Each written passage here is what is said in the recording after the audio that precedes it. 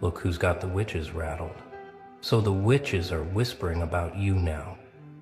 The ones who dance with shadows and speak to the dead.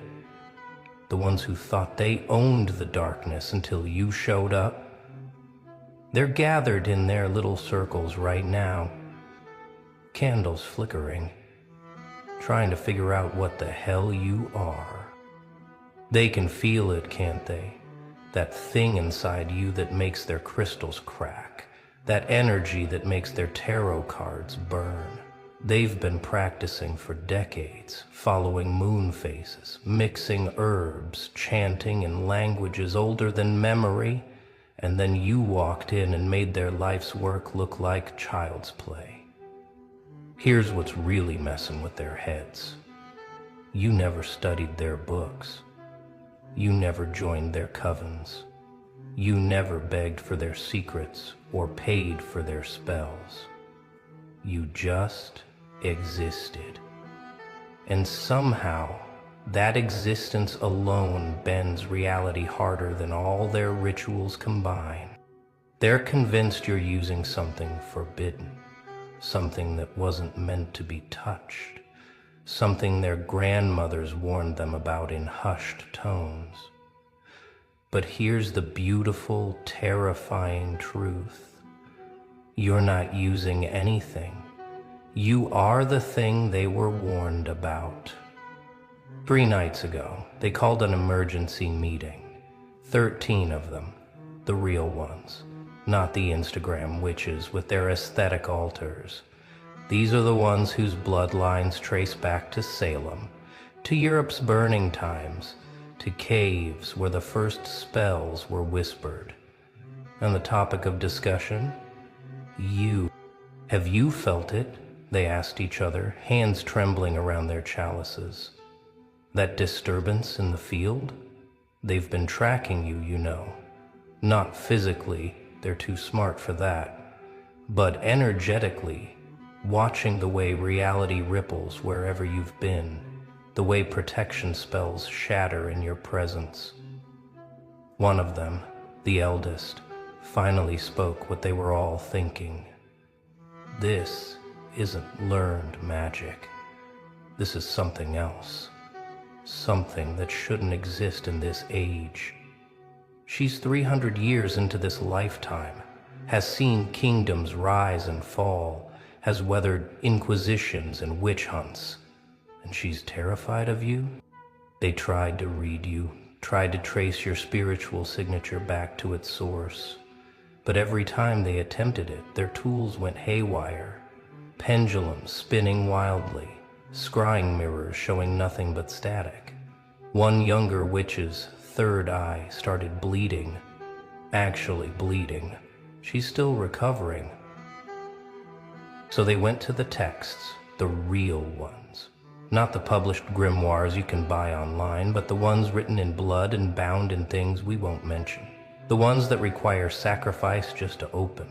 And buried deep in warnings and prophecies, they found references to something that made their blood run cold. The unmarked ones, the texts called them. Beings who carry power that predates their systems, their rules, their careful boundaries between light and dark. Power that doesn't flow through chakras or meridians, but seems to exist in the very atoms of their being. Power that doesn't follow the laws because it wrote them. The texts warned that every few centuries one would emerge, not through training or initiation, but through pure crystallization of pain into power, through survival that shouldn't have been possible, through a soul that refused to break and instead chose to become the breaking point itself. And the most terrifying part? The text said these beings don't even know what they are at first. They think they're just angry, just hurt, just transformed by trauma. They have no idea they're rewiring the cosmic operating system just by breathing. Until one day, they wake up and reality starts responding to their moods. But let's talk about the real confirmation of your power. Because when actual practitioners of the dark arts are scared, that's one thing.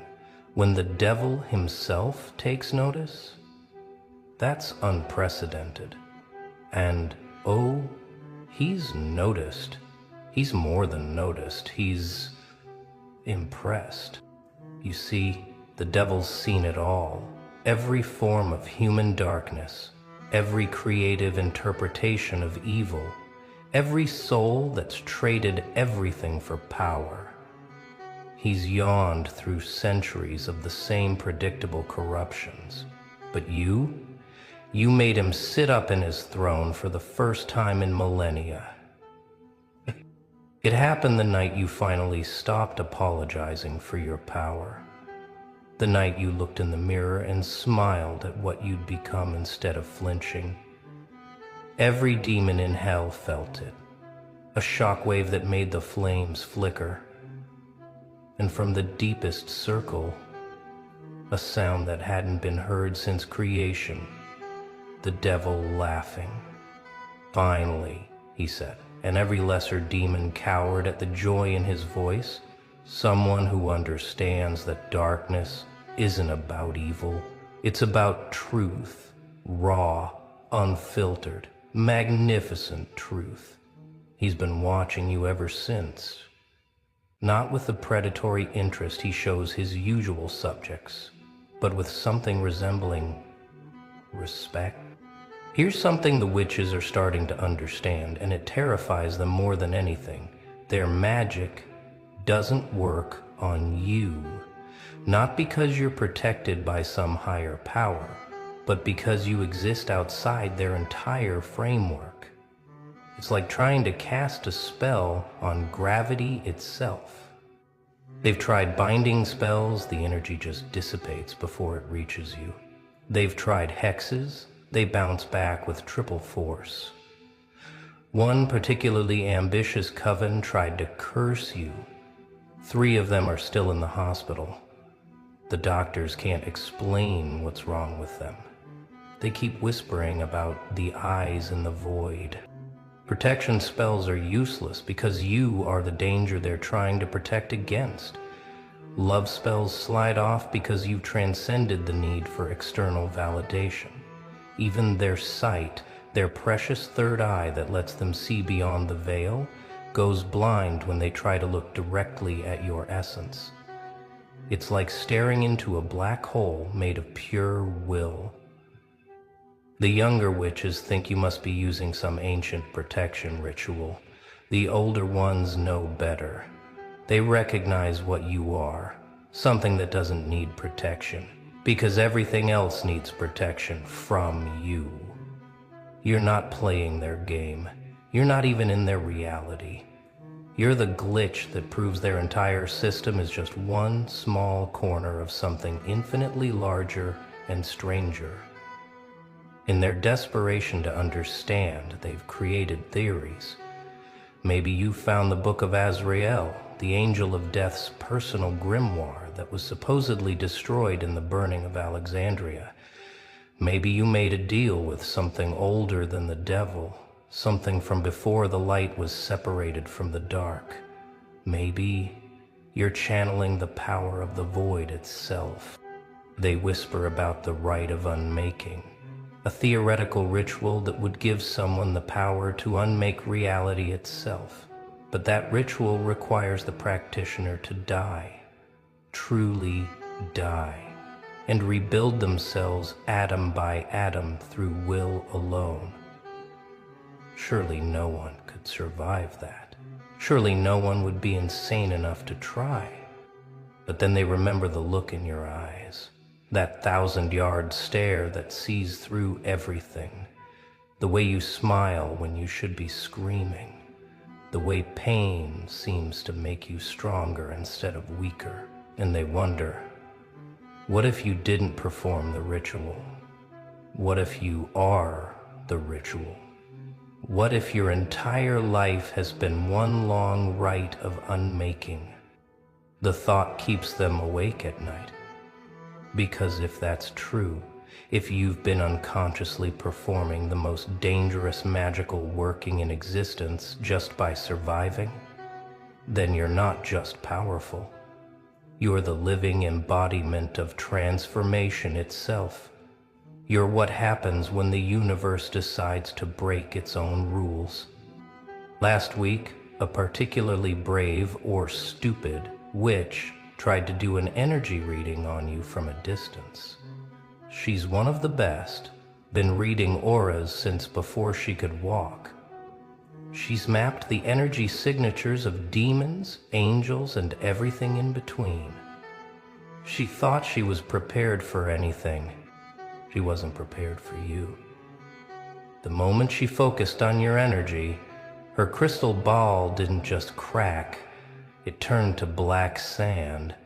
Her tarot deck burst into flames, but the flames were cold, freezing everything they touched. She started speaking in tongues, but not any language recognized by linguistic experts or occult scholars. When she finally came back to herself 3 days later, she could only say one thing. It's not dark or light. It's not good or evil. It's something else. Something that makes those categories irrelevant. It's like looking at the source code of reality itself, but written in a language that predates language. Now she won't practice anymore. Says her gift is gone, but that's not quite true. Her gift isn't gone. It's been overwritten. She sees things now, but not the future or the past. She sees the spaces between things, the pause between heartbeats where reality reshuffles itself. And in every one of those spaces, she sees your signature, spreading like a virus through the foundation of everything. Deep in their most guarded texts, there's a prophecy. It's been mistranslated 1,000 times, turned into harmless fairy tales about chosen ones and heroes. But the original version, the one written in the old tongue, tells a different story. It speaks of the unwritten one, when the pain becomes the power, when the broken becomes the breaker, when the destroyed becomes the destroyer, then shall emerge the unwritten. They shall walk between the lines of fate, neither blessed nor cursed, but something far more terrible, free. And in their freedom, all chains shall rust. All spells shall falter, all thrones shall tremble. The prophecy describes beings who exist outside the cosmic contract, who never agreed to the rules that bind devils, witches, and saints.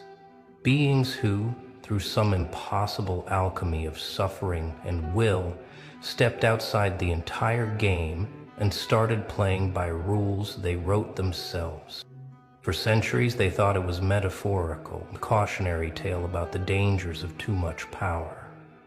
But now, watching you, they're starting to understand it was literal.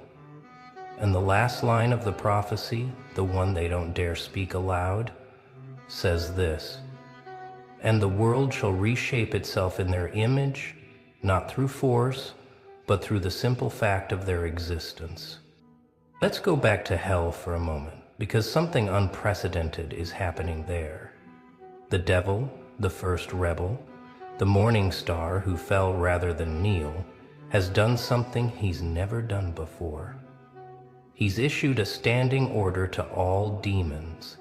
Do not touch this one. Do not tempt, torment, or toy with them. They're off limits. The younger demons don't understand.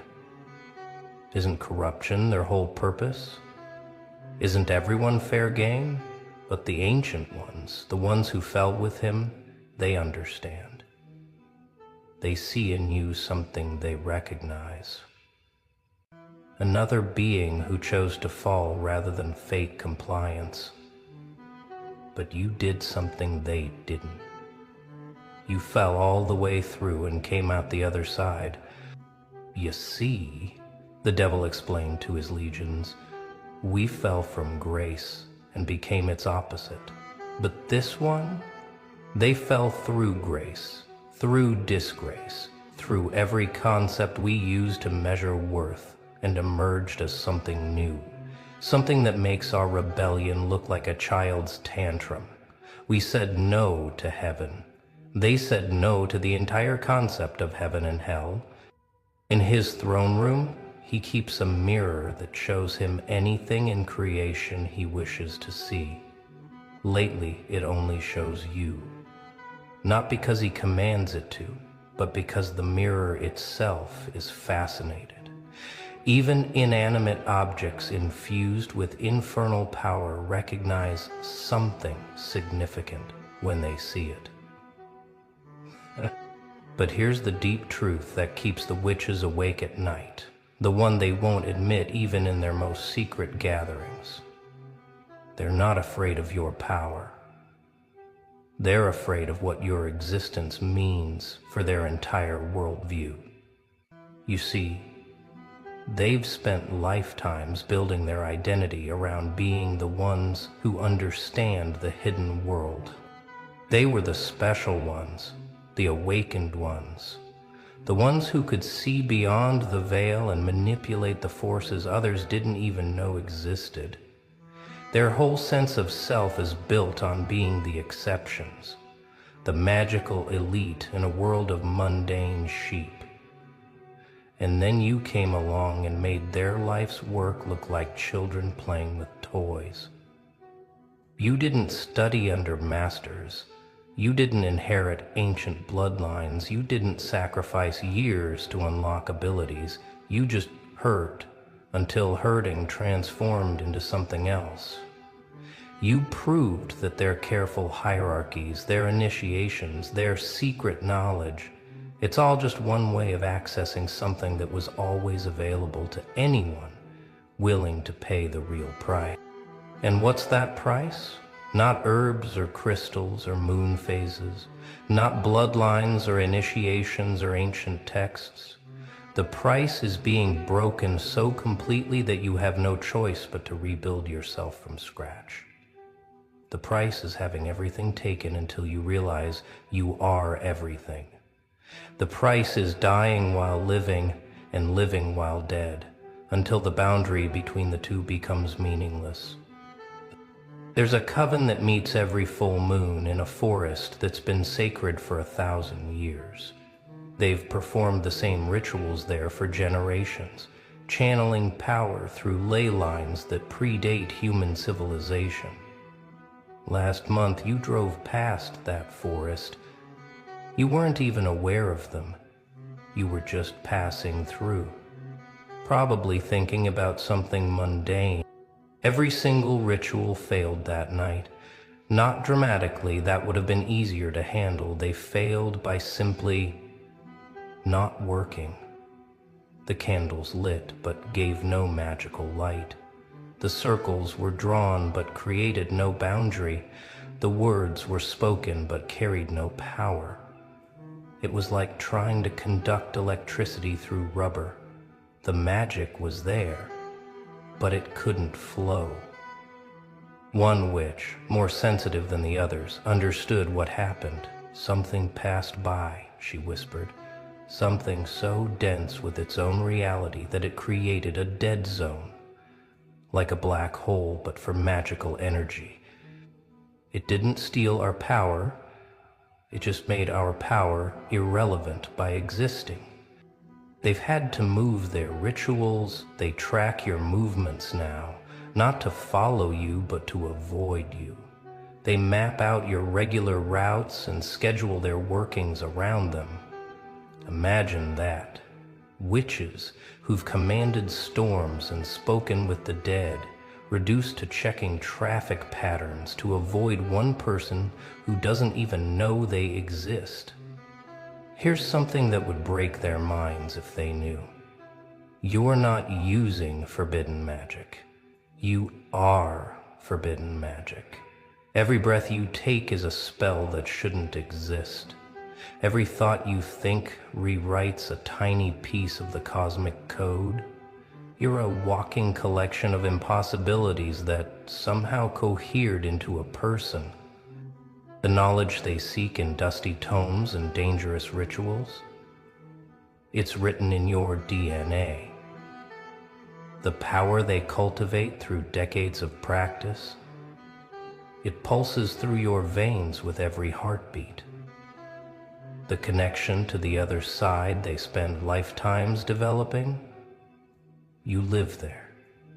You've been living there. What they call the veil is just your everyday vision. You know things without knowing how you know them. You see patterns others miss, not because you're trained, but because you exist at a different frequency. You predict outcomes not through divination, but through a deep, bone-level understanding of how broken things behave. You don't read minds. You read the spaces between thoughts where the truth lives. The forbidden knowledge isn't something you learned, it's something you became. Every trauma was a lesson in the language of reality. Every betrayal was a masterclass in human nature. Every moment of pain was another page in a grimoire written on your soul.